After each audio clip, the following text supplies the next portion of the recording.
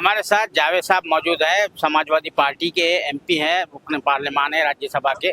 ये सबसे पहले तो मैं इलेक्शन कमीशन तरफ से जो कल प्रेस कॉन्फ्रेंस हुई थी उस पर आपका फर्स्ट रिएक्शन क्या है?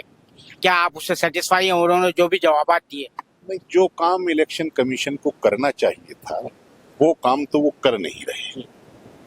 अब तक की परंपरा ये रही है कि इलेक्शन कमीशन के संज्ञान में जो भी शिकायतें आती हैं उन पर वो जांच करके अपना पक्ष जारी करते हैं। तो बजाय उस काम को करने के वो पिड़ती स्पर्धा में आ गए, जैसे दो राजनीतिक दलों के बीच में पिड़ती स्पर्धा होती है। उन्हें ये समझना चाहिए चुनाव आयुक्त महोदय को कि वो किसी पार्टी के प्रवक्ता नहीं है और किसी पार्टी को लीड नहीं कर रहे हैं। वो संविधान के तहत बनी हुई एक संस्था जिसका नाम भारत का चुनाव आयोग है, उसके वो मुखिया हैं और उनको सबके साथ समानता के साथ व्यवहार करना चाहिए। लेकिन वो दावा तो यही कर रहे थे कल प्रेस कॉन्फ्रेंस में कि मैं जो है न्यूट्रल अंपायर हूँ, रेफरी हूँ, न पक्ष में हूँ न विपक्ष में हूँ। नहीं, उन्हें ऐसा ही होना चाहिए, लेकिन उनकी कारगुजारियों से ऐसा लगता नहीं। अच्छा, ये जो प्राइम मिनिस्टर साहब ने लॉन्गेस्ट तकरीर की लाल किले के फसील से, और वो उसमें जो है एक कम्युनल अंडरटोन था, आप देख रहे थे इशारा जो है, पहली मर्तबा ऐसा हुआ कि एक प्राइम मिनिस्टर जो है एक कम्युनल अंडरटोन के साथ बात कर रहा। अब देखिए, वो प्रधानमंत्री हैं, लाल किले से बोलना उनका अधिकार है, वो जो चाहें वो वहां से बोल सकते हैं और हम लोग उसको बेहतर समझ सकते हैं। लेकिन असल मसला ये है कि वो 75 साल वाला मसला चल रहा है। उन्होंने 10 साल भी मांगे थे वहां से लाल किले से कि मैं 10 साल में उन्होंने अपनी योजना बताई थी। वो वास्तव में हमें या जनता को संबोधित नहीं कर रहे थे, वो राष्ट्रीय स्वयंसेवक संघ के जो प्रमुख हैं श्री मोहन भागवत जी, उनको संबोधित करके 10 साल का वक्त और मांग रहे थे। क्या वो 75 साल वाला मामला क्या अपीसमेंट वाला था? ये मोहन भागवत जी ने, आरएसएस प्रमुख श्री मोहन भागवत जी ने पिछले दिनों ये बात कही थी कि 75 साल की उम्र में लोगों को रिटायर हो जाना चाहिए।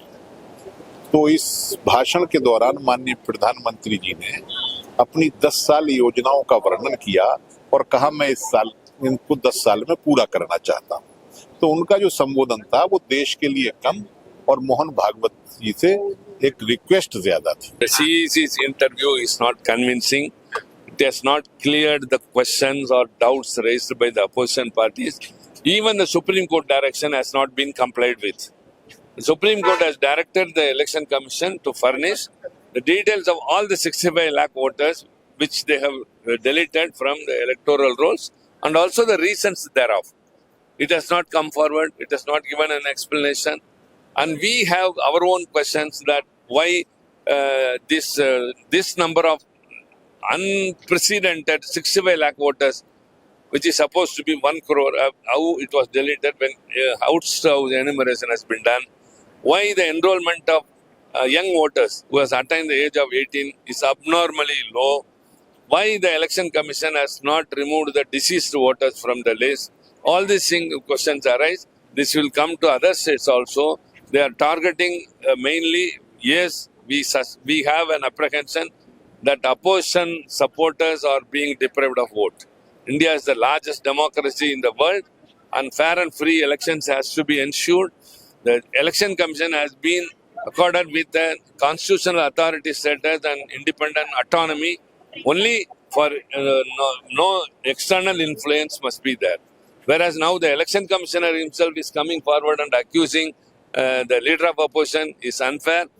His duty is to very politely give explanations to all those questions that has been raised.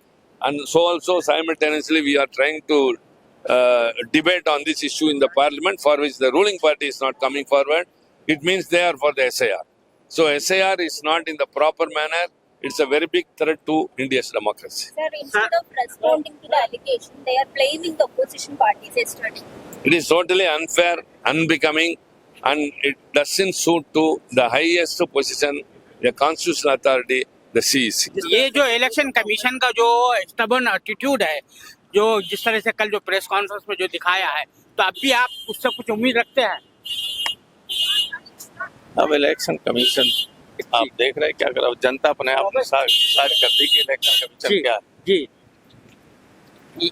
ये कहता है कि आप लोग जो है तो हल्फनामा नहीं देते, एफिडेविट नहीं देते। ये क्या है ये? हाँ ये बताइए। देखिए जी 18,000 दे चुका हूँ, एक पे भी कार्रवाई नहीं। अच्छा, और ये कुंदरकी का क्या मामला था सर? कुंदरकी में सारे बीएलओ हटा दिए गए थे, यादव और मुस्लिम। जी वो लिस्ट भी जो ओरिजिनल थी हमने दी, जी और जो हटा के बनाई गई थी वो भी दी, but no action was taken against any officer. जी। और यार ये खन्नौज का भी था और कई आपने सीटों का वो किया था सर, उसके बारे में अभी तक इलेक्शन कमीशन ने कोई जवाब दिया है क्या इलेक्शन सर? कमीशन कई कभी जवाब सीटों में देता है, न जवाब देता है न कार्रवाई करता है। We don't rely on election commission. The fact is that भाई इतनी बड़ी कतार थी, 5 बजे के बाद इतनी बड़ी वोटिंग, आप ट्रांसपेरेंसी को मेंटेन करो। उल्टा हम चाहते हैं कि आपकी विश्वसनीयता बढ़ाओ। अगर आप चुनाव हम सीसीटीवी देते तो आज हम बोल नहीं पाते थे। आप सीसीटीवी क्यों नहीं दे रहे? और उसका जो बयान आपने कहा कि भाई अगर देंगे तो प्राइवेसी जाएगी, गोपनीयता खाएगी। लो लाइन में खड़ी हुई क्या गोपनीयता आती है, क्या सुरक्षा की बात आती है? यही तो बड़ा मसला है ना। इसीलिए तो कह रहे हैं कि आप कुछ छुपा रहे हो, और जानबूझकर जिस संघ से उसका रिजल्ट लगा, वहाँ जो निर्णय हमने पाए वो एकदम फ्रॉडुलेंट निर्णय है, उसमें एकदम गलत काम हुआ। अच्छा, ये जो महाराष्ट्र के इलेक्शन के बारे में जैसा कि कांग्रेस की तरफ से ये कहा गया कि ये इलेक्शन को जो है नलीफाई करना चाहिए, जनरल इलेक्शन को भी नलीफाई करना चाहिए, और असेंबली इलेक्शन के बारे में पवन खेरा जी ने कहा था, तो आप इस बारे में क्या कहेंगे? You will support this claim? पहली बात सिंपल सी बात है, चुनाव पारदर्शी होना चाहिए, चुनाव विश्वसनीय होना चाहिए। चुनाव में किसी को भी अपना अधिकार छीनने का अधिकार नहीं है जो आप कर रहे हो। और जब हमने आपके सामने सारे प्रूफ दे दिए, उसके बावजूद आप जब कार्रवाई नहीं करते हो तो लगता है कि चुनाव आयोग कुछ गड़बड़ था। अच्छा सर, ये और फडणवीस जी जो है, फडणवीस जी जो है किस तरह से डिफेंड कर रहे हैं इलेक्शन कमीशन, क्यों कर रहे हैं? उनको इलेक्शन कमीशन को करना चाहिए या? अब एक सिंपल बात है, महाराष्ट्र में महानगर पालिका के चुनाव नहीं हो रहे, पता है आपको?